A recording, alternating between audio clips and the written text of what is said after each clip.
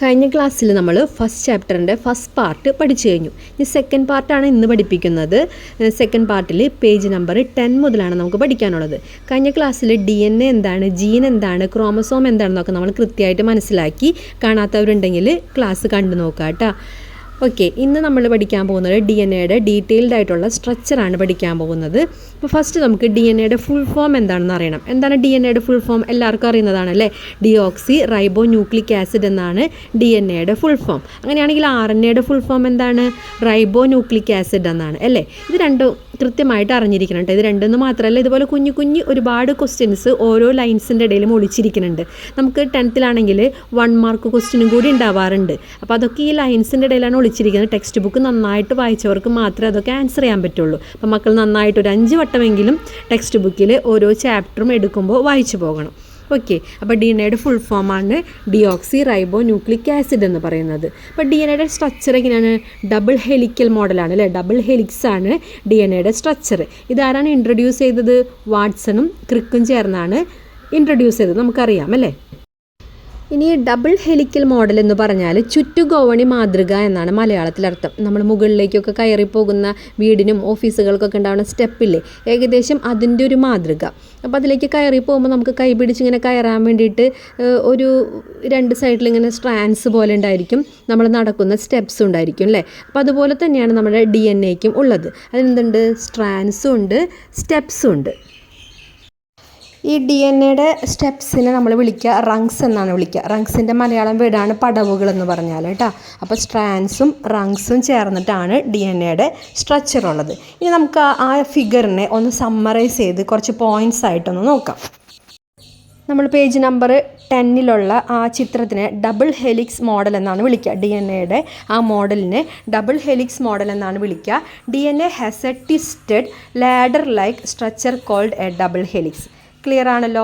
Second point, back bone കോമ്പോസിഷനാണ്. DNA back bone എങ്ങനെയാണ് നിർമ്മിക്കപ്പെട്ടിട്ടുള്ളത്? The 2 strands of DNA are made of alternating sugar and phosphate molecules. അപ്പോൾ DNA ആ സ്ട്രക്ചറിൽ നമ്മൾ സ്ട്രാൻഡ്സും പടവുകളും ഉണ്ടെന്ന് നമ്മൾ പറഞ്ഞു അല്ലേ, റങ്സും ഉണ്ടെന്ന് പറഞ്ഞു. അതിൽ സ്ട്രാൻഡ്സ് നിർമ്മിക്കപ്പെട്ടിട്ടുള്ളത് ഷുഗറും ഫോസ്ഫേറ്റ് മോളിക്യൂൾസും ചേർന്നാണ്. ഓക്കെ, ബാക്ക് ബോൺ എന്നുദ്ദേശിക്കുന്നത് DNA സ്ട്രാൻഡ്സിനെയാണ്. അത് നിർമ്മിക്കപ്പെട്ടിട്ടുള്ളത് ഷുഗറും. ഏത് ഷുഗറാണ് DNAയിലെ? ഡിയോക്സി റൈബോസ് ഷുഗറും ഫോസ്ഫേറ്റ് മോളിക്യൂൾസും ചേർന്നിട്ടാണ് കേട്ടോ. ഇനി third point, rungs of the ladder. ലാഡറിൻ്റെ റങ്സ്, പടവുകൾ, അതെങ്ങനെയാണ്? നൈട്രജൻ ബേസ് വെച്ചിട്ടാണ് നിർമ്മിക്കപ്പെട്ടിട്ടുള്ളത്. These are formed by pairs of nitrogen bases. ഓരോ ജോഡി നൈട്രജൻ ബേസ് കൊണ്ടാണ് ഈ DNA പടവുകൾ അല്ലെങ്കിൽ റങ്സ് ഫോം ചെയ്തിട്ടുള്ളത്. DNAയിൽ കാണുന്ന നൈട്രജൻ ബേസസ് 4 ടൈപ്പാണുള്ളത്. Adenine, thymine, guanine, cytosine. ഇതും കൃത്യമായിട്ട് പഠിക്കണം. DNAയിലാണ് അഡിനിൻ, തൈമിൻ, ഗ്വാനിൻ, സൈറ്റോസിൻ. RNAയിലാണെങ്കിൽ തൈമിന് പകരം യുറാസിലാണ് വരിക. AUGC ആണ് RNAയിലുള്ളത്. DNAയിലാണെങ്കിൽ ATGC ആണ്. സിമ്പിളായിട്ട് നമുക്ക് അങ്ങനെ ഓർത്ത് വയ്ക്കാം. ATGC എന്ന് പറയുമ്പോൾ ഓരോന്നിൻ്റെയും ഫസ്റ്റത്തെ ലെറ്റർ വെച്ചിട്ട് നമുക്ക് ഓർത്ത് വയ്ക്കാം കേട്ടോ. അപ്പോൾ ഓക്കെ, ഈ 3 പോയിൻറ്റും ഓക്കെ ആയില്ലേ. ഇനി 4th പോയിൻ്റാണ് ന്യൂക്ലിയോടൈഡ്സ്. എന്താണ് ന്യൂക്ലിയോടൈഡ്?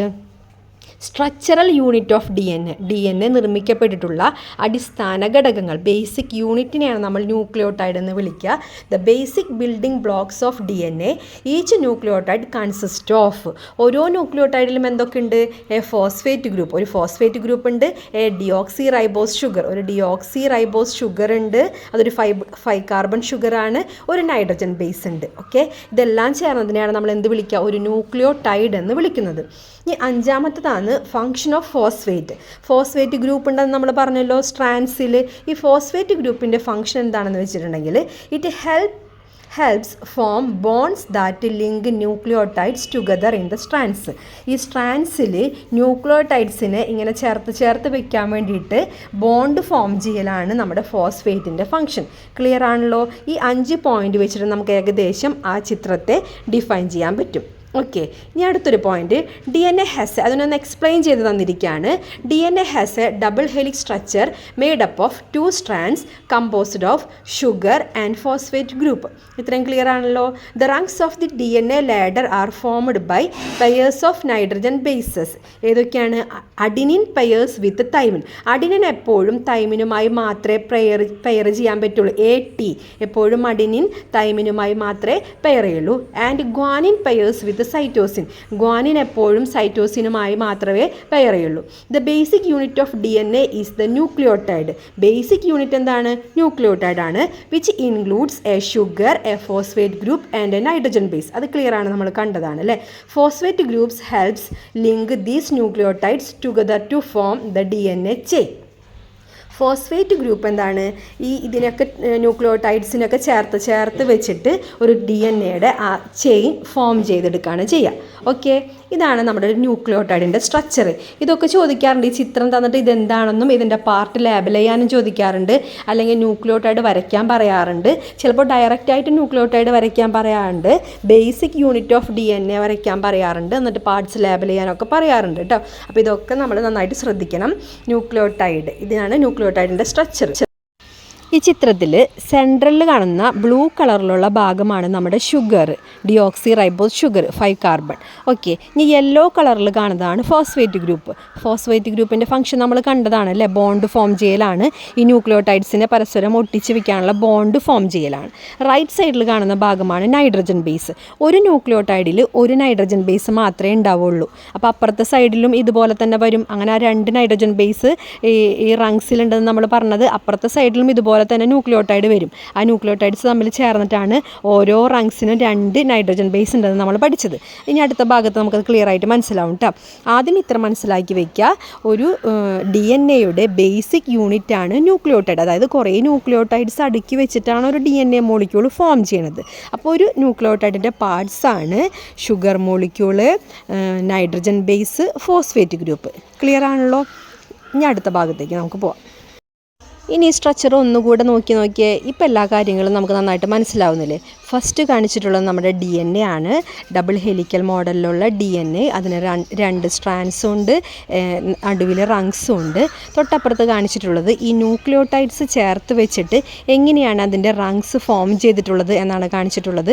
ചിലപ്പോൾ ഈ ന്യൂക്ലിയോടൈഡ്സ് വരയ്ക്കാൻ വരാറുണ്ട്. ഏതെങ്കിലുമൊക്കെ വിട്ടുപോയിട്ട് അതെന്താണെന്ന് എഴുതാൻ വരാറുണ്ട്. അപ്പോൾ ഈ ന്യൂക്ലിയോടൈഡ്സിൻ്റെ ഭാഗം നന്നായിട്ട് നോക്കണം കേട്ടോ.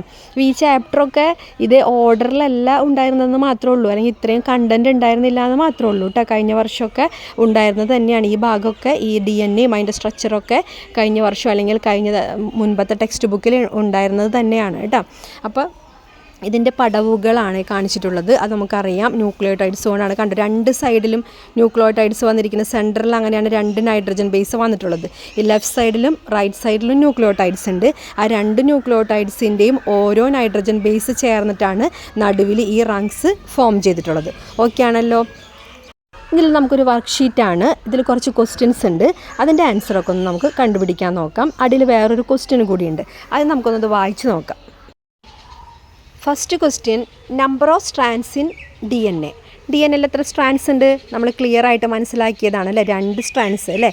ലെഫ്റ്റ് സൈഡിലും റൈറ്റ് സൈഡിലും ആയിട്ട് ഓരോരോ സ്ട്രാൻഡ്സ് ആണുള്ളത്. അപ്പോൾ 2 സ്ട്രാൻഡ്സ് ആണെന്ന് നമുക്കറിയാം. Molecules used to make strands. എന്തൊക്കെ മോളിക്യൂൾസാണ് ഈ സ്ട്രാൻഡ്സ് നിർമ്മിക്കാൻ യൂസ് ചെയ്തിട്ടുള്ളത് അതും നമ്മൾ പഠിച്ചതാണ്. ഏതൊക്കെ മോളിക്യൂൾസാണ്? ഫോസ്ഫേറ്റും പിന്നെന്താണ് റൈബോസ് ഷുഗറും ചേർന്നിട്ടാണ് അല്ലേ. ഇനി നെക്സ്റ്റ് ക്വസ്റ്റ്യൻ എന്താണ്? Molecules used to make rungs. Rungs എന്ന് പറഞ്ഞാൽ എന്താണ്? അതിൻ്റെ പടവുകൾ ഉണ്ടാക്കാൻ വേണ്ടിയിട്ടുള്ള മോളിക്യൂൾസ് ഏതൊക്കെയാണ്? നൈട്രജൻ ബേസസ് ആണ് അല്ലേ. നൈട്രജൻ ബേസസ് ആണ്. ഇനി fourth question, different type of nitrogen bases. Different type nitrogen bases ഏതൊക്കെയാണ്? DNA കാണുന്ന നൈട്രജൻ ബേസസ് 4 ടൈപ്പ് ഉണ്ട്. Adenine, thymine, guanine, cytosine. അടുത്ത ക്വസ്റ്റ്യൻ ആണ് ഫോർമേഷൻ ഓഫ് റങ്സ്. റങ്സ് എങ്ങനെയാണ് ഫോം ചെയ്തിട്ടുള്ളത്? നൈട്രജൻ ബേസസ് അല്ലേ. Rungs are formed with nitrogen bases. ഇനി next question എന്താണ്? Mode of nitrogen base pairing. Nitrogen bases എങ്ങനെയാണ് പെയർ ചെയ്യണമെന്ന് അത് നമുക്ക് നോക്കാം. അഡിനിൻ എപ്പോഴും തൈമിനുമായിട്ട് മാത്രമേ പെയർ ചെയ്യുള്ളൂ. എപ്പോഴും T ആയിട്ട് മാത്രമേ പെയർ ചെയ്യുള്ളൂ. ഗ്വാനിൻ എപ്പോഴും സൈറ്റോസിനുമായിട്ട് മാത്രമേ പെയർ ചെയ്യുള്ളൂ. G എപ്പോഴും C ആയിട്ട് മാത്രമേ പെയർ ചെയ്യുള്ളൂ. അതൊന്ന് ഓർത്ത് വെക്കാം കേട്ടോ. ATGC എന്ന് ഓർത്ത് വെച്ചാൽ മതി, പെട്ടെന്ന് ഓർമ്മ വരും. അടുത്ത ക്വസ്റ്റ്യൻ ആണ് മോളിക്യൂൾസ് ഇൻ എ ന്യൂക്ലിയോട്ടൈഡ്. ന്യൂക്ലിയോട്ടൈഡിലെ മോളിക്യൂൾസ് ഏതൊക്കെയാണ് നമ്മൾ കൃത്യമായിട്ട് പഠിച്ചതാണ് അല്ലേ. നടുവിൽ കാണുന്ന ഒരു ഷുഗർ, ഡിയോക്സി റൈബോസ് ഷുഗർ ഉണ്ട്, ഒരു ഫോസ്ഫേറ്റ് ഗ്രൂപ്പ് ഉണ്ട്, ഒരു നൈട്രജൻ ബേസ് ഉണ്ട്. ഇത്രയാണുള്ളത്. ഓക്കെ, ഇനി ഇതിൻ്റെ എല്ലാം ഉത്തരങ്ങൾ നമുക്ക് പോയിൻറ്റ്സ് ആയിട്ട് നോക്കാം. മക്കൾക്ക് വേണമെങ്കിൽ ഇത് നോട്ട്ബുക്കിൽ എഴുതി വയ്ക്കാവുന്നതാണ് കേട്ടോ, അല്ലെങ്കിൽ ടെക്സ്റ്റ് ബുക്കിൽ ആ കോളം ഫില്ല് ചെയ്ത് വയ്ക്കാം. ഫസ്റ്റ് ക്വസ്റ്റ്യൻ ആണ് number of strands in DNA. എത്രയാണ്? 2 സ്ട്രാൻഡ്സ് അല്ലേ, ലെഫ്റ്റിലും റൈറ്റിലും. Okay, molecules used to make strands. എന്തൊക്കെ മോളിക്യൂൾസ് ആണ് യൂസ് ചെയ്തിട്ടുള്ളത്? ഉത്തരം കാണാതെ പറഞ്ഞു നോക്കട്ടെ, ഇപ്പോൾ നമ്മൾ ഓൾറെഡി പഠിച്ചു കഴിഞ്ഞതല്ലേ. ഏതൊക്കെയാണ്? ഷുഗറും ഫോസ്ഫേറ്റും ചേർന്നാണ് അല്ലേ. തേർഡ് ക്വസ്റ്റ്യൻ എന്തായിരുന്നു? Molecules used to make rungs. Rungs ഉണ്ടാക്കാനുള്ള മോളിക്യൂൾസ് ഏതൊക്കെയാണെന്നായിരുന്നു തേർഡ് ക്വസ്റ്റ്യൻ. നമുക്കറിയാം എന്തൊക്കെയാണ് ചേർത്തിട്ടാണ് പടവുകൾ നിർമ്മിക്കപ്പെട്ടിട്ടുള്ളത്. നൈട്രജൻ ബേസ് ചേർന്നിട്ടാണ് അല്ലേ. Fourth question different type of nitrogen bases. 4 type ഉണ്ടെന്ന് നമ്മൾ ഓൾറെഡി പഠിച്ചു കഴിഞ്ഞു. ഏതൊക്കെയാണ് 4 type? Adenine, thymine, cytosine, guanine. Okay ആണല്ലോ. ഇനി fifth question formation of rungs. Rungs എങ്ങനെയാണ് ഫോം ചെയ്തിട്ടുള്ളത്? Pairing of nitrogen bases. Nitrogen bases pair ചെയ്തിട്ടാണ് നമ്മുടെ റങ്സ് ഫോം ചെയ്തിട്ടുള്ളത്. അതെപ്പോഴും അഡിനിൻ തൈമിനുമായിട്ടും ഗ്വാനിൻ സൈറ്റോസിനുമായിട്ട് മാത്രമേ പെയർ ചെയ്യുള്ളൂ. ഇനി mode of nitrogen base pairing, അതാണ് നമ്മൾ ശ്രദ്ധിക്കേണ്ടത്. Adenine pairs with thymine, cytosine pairs with guanine. Only pairs. എപ്പോഴും അഡിനിൻ തൈമിനുമായിട്ട് മാത്രമേ പെയർ ചെയ്യാൻ പറ്റുള്ളൂ, സൈറ്റോസിന് ഗ്വാനിനുമായിട്ട് മാത്രമേ പെയർ ചെയ്യാൻ പറ്റുള്ളൂ. Seventh question molecules in a nucleotide. ന്യൂക്ലിയോട്ടൈഡിലെ മോളിക്യൂൾസ് ഏതൊക്കെയാണെന്ന്? Sugar, phosphate and nitrogen base. ഇത് നമ്മൾ ആ ചിത്രം വെച്ചിട്ട് നന്നായിട്ട് പഠിച്ചതാണ് അല്ലേ. അപ്പോൾ ഇതൊക്കെ നന്നായിട്ട് മനസ്സിലാക്കി വയ്ക്കുക. ഓരോ ദിവസം പഠിക്കുമ്പോൾ അത് മനസ്സിൽ നിന്ന് കളയാതെ സൂക്ഷിച്ച് വയ്ക്കുക. എന്നാൽ ഇനി എപ്പോഴും 10ാം ക്ലാസ്സുകാർക്ക് എക്സാമൊക്കെ ആയിരിക്കും അല്ലേ. അപ്പം പിന്നെയും പഠിക്കേണ്ട അവസ്ഥ വരാതെ ജസ്റ്റ് ഒന്ന് മറിച്ച് നോക്കേണ്ടി വരാൻ പാടുള്ളൂ. അത്തരത്തിൽ നന്നായിട്ട് പഠിച്ചു വയ്ക്കുക കേട്ടോ. ഓക്കെ, ഇതൊന്ന് നോക്കി, ഇതൊരു ചെറിയ നോട്ടാണ്. DNA fits into a chromosome. അതായത് അവിടെ ഒരു ക്വസ്റ്റ്യൻ ഉണ്ട് നമ്മുടെ ടെക്സ്റ്റ് ബുക്കിൽ. ആ ക്വസ്റ്റ്യൻ ഇങ്ങനെയായിരുന്നു: how does such a larger DNA fit into the chromosome of tiny cells. ഇങ്ങനെയാണ് കുഞ്ഞ് സെല്ലിൻ്റെ ക്രോമസോമിനുള്ളിൽ ഇത്ര വലിയ DNA കൊണ്ടിരിക്കുന്നതെന്ന്. അപ്പം അതിന് മുമ്പ് ഒരു ബോക്സിൽ ഒരു എക്സ്പ്ലനേഷൻ ഉണ്ട്, അതുകൂടി വായിച്ചാലേ നമുക്കിത് ക്ലിയർ ആയിട്ട് മനസ്സിലാവുള്ളൂ. അതിൻ്റെ ഉത്തരമാണ് നമ്മൾ ഫസ്റ്റ് ഇപ്പോൾ കണ്ടിരുന്നത്. ഒന്നുകൂടെ ഒന്ന് നമുക്ക് മലയാളത്തിലും ഇംഗ്ലീഷിലും ഒന്ന് വായിച്ച് നോക്കാം. സൈസ് ഓഫ് DNA എന്നാണ് അതിൻ്റെ heading. The DNA in each chromosome is about 2 inches. അതായത് ഏകദേശം 5 centimeter ഉണ്ട് long. If DNA from 46 chromosomes of a human cell joins together it would be around 6 feet in length. ഒരു സെല്ലിൽ തന്നെ 46 chromosome join ചെയ്താൽ ഏകദേശം 6 feet ലെങ്ത്ത് ഉണ്ടായിരിക്കും, ഏകദേശം 2 മീറ്ററോളം നീളം ഉണ്ടായിരിക്കും. The human body is made up of trillions, അതായത് 1 lakh crore അത്രയും സെൽസ് കൊണ്ടാണ് നിർമ്മിക്കപ്പെട്ടിട്ടുള്ളത്. അപ്പോൾ എത്രമാത്രം ആ ക്രോമസോമിന് നീളം ഉണ്ടാവുമെന്നാണ് മനസ്സിലാക്കേണ്ടത്. If the DNAs of all the cells join together it would be about 67 billion. അത്ര അധികം ഉണ്ടാവും. Miles in length 67 miles, billion miles length ഉണ്ടായിരിക്കും. It is capable enough to wrap around the earth over 2 million times. എർത്തിനെ തന്നെ 2 million times rap ചെയ്യാൻ മാത്രം നീളത്തിനുണ്ടായിരിക്കുന്നു. പിന്നെ എങ്ങനെയാണ് ഇത്രയും വലിയൊരു DNA ഒരു കുഞ്ഞു സെല്ലിലെ ന്യൂക്ലിയസിനുള്ളിൽ ഒരു ക്രോമസോമിൽ ഇങ്ങനെ ചേർത്ത് വെച്ചിരിക്കുന്നതെന്നാണ് അതിൻ്റെ മലയാളത്തിലുള്ള ഒരു എക്സ്പ്ലനേഷനാണ് കേട്ടത്. ഒന്ന് നോക്കിയാൽ ഉത്തരമല്ല, ആ സെയിം കണ്ടൻറ്റ് തന്നെ മലയാളത്തിൽ. ഓരോ ക്രോമസോമിലെയും DNAക്ക് ഏകദേശം 2 ഇഞ്ച് നീളമുണ്ടാകും. ഒരു മനുഷ്യകോശത്തിലെ 46 ക്രോമസോമുകളിലെയും DNAകൾ ചേർന്നാൽ ഏകദേശം 6 അടി നീളം വരും. മനുഷ്യ ശരീരം ട്രില്യൺസ്, അതായത് 1,00,000 കോടിക്കണക്കിന് കോശങ്ങൾ കൊണ്ട് നിർമ്മിതമാണ്. എല്ലാ കോശങ്ങളിലെയും DNAകളെ കൂട്ടിയോജിപ്പിച്ചാൽ അത് ഏകദേശം 67 ബില്യൺ മൈൽ വരും. ഇത് ഭൂമിയെ 2 ദശലക്ഷത്തിലധികം തവണ ചുറ്റാൻ പര്യാപ്തമാണ്. ഇത് എല്ലാവർക്കും ഇംഗ്ലീഷിൽ തന്നെ വായിച്ചാൽ മനസ്സിലാവില്ല, അതുകൊണ്ടാണ് മലയാളത്തിൽ കൂടെ കൊടുത്തത്. അപ്പോൾ ഇത്രയും വലിപ്പമുണ്ട് നമ്മുടെ ശരീരത്തിലെ എല്ലാ കോശങ്ങളിലെയും കൂടി DNA എടുത്ത് നോക്കുകയാണെങ്കിൽ ഒരുപാട് വലിപ്പമുണ്ട്. അത് ഏകദേശം ഭൂമിയെ ഒരുപാട് തവണ ചുറ്റുന്നതിന് തുല്യമായ അത്രയും വലിപ്പമുണ്ട്. അപ്പോൾ അത്രയും വലിപ്പമുള്ള DNA എങ്ങനെയാണ് ഒരു കുഞ്ഞു സെല്ലിലെ ന്യൂക്ലിയസിനുള്ളിലെ ക്രോമസോമിനുള്ളിൽ ഇങ്ങനെ ചേർത്ത് വെച്ചിരിക്കുന്നത്? അതിൻ്റെ എക്സ്പ്ലനേഷനാണ് നമ്മളിനി പഠിക്കാൻ പോകുന്നത്. DNA ഇങ്ങനെ ക്രോമസോമിനുള്ളിൽ ചേർത്ത് വെച്ചിരിക്കുന്ന ആ പാക്കേജിങ് സിസ്റ്റത്തിൽ ഒരു പ്രത്യേകതരം പ്രോട്ടീൻസ് ഉണ്ട്. അതിനെ നമ്മൾ ഹിസ്റ്റോൺസ് എന്നാണ് വിളിക്കുക. ഓക്കെ, ഒരു പാക്കേജിങ് സിസ്റ്റം വഴിയാണ് ഈ DNA-യിൽ ക്രോമസോമിൽ DNA ഇങ്ങനെ ചേർത്ത് വെച്ചിരിക്കുന്നത്. അതിന് സഹായിക്കുന്ന പ്രോട്ടീൻസിന് നമ്മൾ വിളിക്കുന്ന പേരാണ് histones. Okay, DNA wrap around histone proteins to form a structure called nucleosome. അതായത് DNA ഈ ഹിസ്റ്റോൺ പ്രോട്ടീൻസിന് ഒരു ഉരുണ്ട ഷേപ്പിലുള്ളതാണ് ഈ ഹിസ്റ്റോൺ പ്രോട്ടീൻസ്. അതിൻ്റെ മുകളിൽ ഇങ്ങനെ റാപ്പ് ചെയ്യുന്നു, ചുറ്റിയിട്ട് ഒരു സ്ട്രക്ചർ ഫോം ചെയ്യും. അതിനെ വിളിക്കുന്ന പേരാണ് ന്യൂക്ലിയോസോം. ഓക്കെ, ഹിസ്റ്റോൺ എന്ന് പറഞ്ഞാൽ ഒരു പ്രോട്ടീനാണ്. അതെന്തിനാണ് ഹെൽപ്പ് ചെയ്യുക? DNA-യുടെ പാക്കേജിങ് സിസ്റ്റത്തിന്. ആ പാക്കേജിങ് വഴിയാണ് DNA ക്രോമസോമിനുള്ളിൽ ഇങ്ങനെ ചേർത്ത് വയ്ക്കപ്പെട്ടിരിക്കുന്നത്.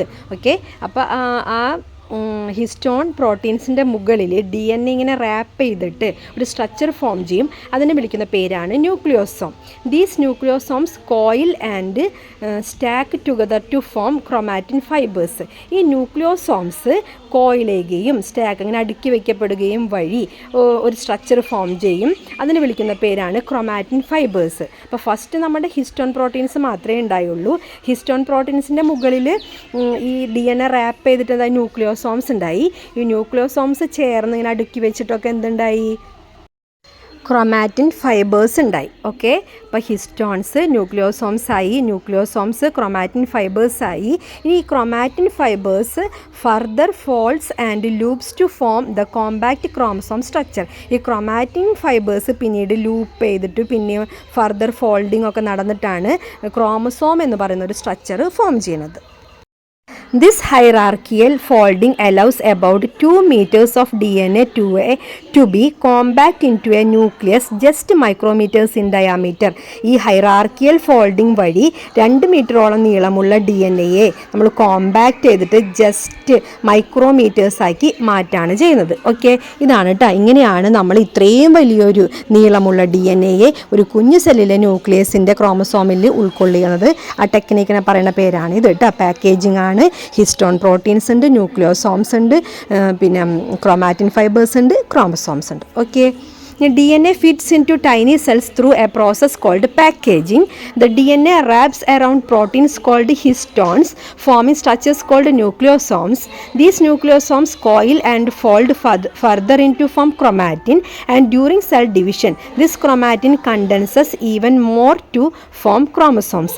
This highly organized folding allows about 2 meters of DNA to fit inside the tiny nucleus of a cell. നേരത്തെ പറഞ്ഞ കാര്യം തന്നെ ഒന്നുകൂടെ എക്സ്പ്ലെയിൻ ചെയ്ത് പറഞ്ഞിരിക്കുകയാണ്. ഇതിലേതാണ് പോയിൻറ്റ്സ് ആയിട്ട് പഠിക്കാൻ എളുപ്പമുള്ളവർക്ക് അത് പഠിക്കാം, ഇങ്ങനെ പഠിക്കാൻ എളുപ്പമുള്ളവർക്ക് ഇങ്ങനെ പഠിക്കാം. ആ പാക്കേജിങ് സിസ്റ്റം വഴിയാണ് എന്ത് ചെയ്യുന്നത്? ആ വലിയ DNA, നീളമുള്ള DNA-യെ കുഞ്ഞു സെല്ലിനുള്ളിൽ ഉൾക്കൊള്ളിച്ചിരിക്കുന്നത്.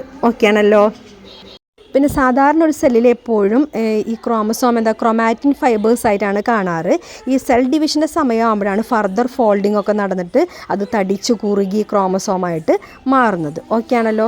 ഇത് കാണിക്കുന്ന ഒരു ഡയഗ്രാണ്, കളർഫുള്ളായിട്ടുള്ളൊരു ഡയഗ്രാം കാണിച്ചിരിക്കുകയാണ്. ഇതിൽ നിന്ന് നമുക്ക് ഒന്നുകൂടി ഇത് മനസ്സിലാക്കാൻ പറ്റും. ഈ പറഞ്ഞ കാര്യങ്ങളെ ഡയഗ്രാമാറ്റിക്കായിട്ട് കാണിച്ചിരിക്കുകയാണ് കേട്ടോ. ഏറ്റവും താഴെയായിട്ട് നമ്മളൊരു DNA ആണ് അല്ലേ, ആ പിങ്കും പർപ്പിൾ കളറിലൊക്കെ കാണിച്ചിരിക്കുന്നത് ഒരു DNA ആണ്. ആ DNA കണ്ടില്ലേ, ഹിസ്റ്റോൺ പ്രോട്ടീൻസിൻ്റെ മുകളിൽ ഇങ്ങനെ ചുറ്റിപ്പോകുന്നത്. ആ ഹിസ്റ്റോൺ പ്രോട്ടീൻസിൻ്റെ മുകളിൽ DNA ചുറ്റിയാൽ പിന്നെ നമ്മൾ അതെന്താ വിളിക്കുക? ന്യൂക്ലിയോസോം എന്നാണ് വിളിക്കുക. ഈ ന്യൂക്ലിയോസോംസ് നന്നായിട്ട് ഫോൾഡ് ചെയ്ത് അങ്ങനെ അറേഞ്ച് ചെയ്തിരിക്കുമ്പോൾ അതിനെ നമ്മൾ എന്താ വിളിക്കുക? ക്രോമാറ്റിൻ ഫൈബർ എന്നാണ് വിളിക്കുക. ഈ ക്രോമാറ്റിൻ ഫൈബർ പിന്നീട് ഈ സെൽ ഡിവിഷൻ്റെ സമയത്ത് ഒന്നുകൂടെ കണ്ടൻസ് ചെയ്തിട്ടാണ് ക്രോമസോം ഫോം ചെയ്യുന്നത്. അപ്പോൾ ഏറ്റവും താഴെ നിന്നാണ് നമ്മൾ മനസ്സിലാക്കേണ്ടത്. താഴെ DNA, പിന്നെ ഹിസ്റ്റോൺ പ്രോട്ടീൻസിൻ്റെ മുകളിൽ ക്രോമസോം ചുറ്റിയിട്ട് ന്യൂക്ലിയോസോം, പിന്നെ ക്രോമാറ്റിൻ ഫൈബർ, പിന്നെ ക്രോമസോം. അപ്പോൾ ഇത്രയും മതിയെന്ന്. ഇനി ഒരുപാട് നമ്മൾ തലയിൽ കയറ്റാൻ ശ്രമിച്ചാൽ കൺഫ്യൂഷൻ ഉണ്ടാവും. അപ്പോൾ നമ്മുടെ വീഡിയോ ഇഷ്ടമാണെങ്കിൽ ലൈക്ക് ചെയ്യണം, സബ്സ്ക്രൈബ് ചെയ്ത് സപ്പോർട്ട് ചെയ്യുക കൂടി വേണം. എന്തെങ്കിലും മാറ്റങ്ങൾ വരുത്തണമെങ്കിൽ മെസ്സേജായിട്ട് കമൻറ്റ് ചെയ്യണം. പിന്നെ മലയാളത്തിലുള്ള ക്ലാസ്സുകൾ, ഇത് ഇംഗ്ലീഷ് മീഡിയം ടെക്സ്റ്റ് വെച്ചിട്ടാണ് നമ്മൾ ക്ലാസ് എടുക്കുന്നത്. മലയാളത്തിലുള്ള ക്ലാസ്സുകൾ വേണമെന്നുള്ളവർ ഒന്ന് കമൻറ്റ് ചെയ്യാം കേട്ടോ. അപ്പോൾ ഓക്കെ, താങ്ക് യു.